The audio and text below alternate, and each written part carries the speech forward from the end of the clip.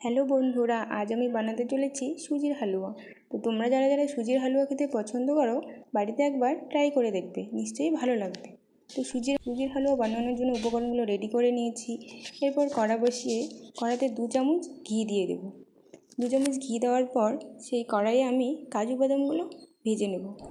কাজু বাদামগুলো একটু হালকা করে ভেজে নেব। হালকা করে ভেজে নেওয়ার পর কাজু বাদামগুলোকে নামিয়ে নেব।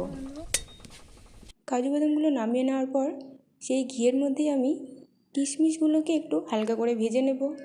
কিশমিশগুলো ভাজা হয়ে গেলে কিশমিশগুলো নামিয়ে নেব। কিশমিশগুলো নামিয়ে নেওয়ার পর আমি 1 চামচ মতো ঘি দিয়ে দিলাম আবার। এরপর সুজিগুলো দিয়ে দেবো। আমি 1 বাটির মতো সুজি নিয়েছি। সুজিগুলো দেওয়ার পর আমি এখানে ভালো করে সুজিগুলোকে ভেজে নেব। সুজিগুলো ভালো করে ভেজে নেওয়ার পর আমি দিয়ে দেব 2 বাটি মতো জল। যে বাটিতে আমি সুজি নিয়েছি সেই বাটির পরিমাপে আমি 2 বাটি মতো জল অ্যাড করব। 2 বাটি জল অ্যাড করার পর আমি এখানে সুজিগুলোকে ভালো করে আবার সেদ্ধ করে নেব। এই 2 বাটি জলেই সুজিগুলো কিন্তু সেদ্ধ হয়ে যাবে।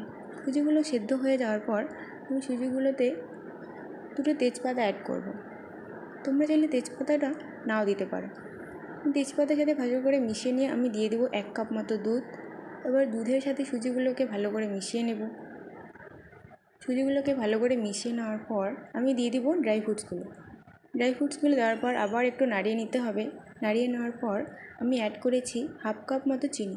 তোমরা তোমাদের যেরকম ইচ্ছা, যেরকম তোমরা মিষ্টি খাও সেরকম দিতে পারো।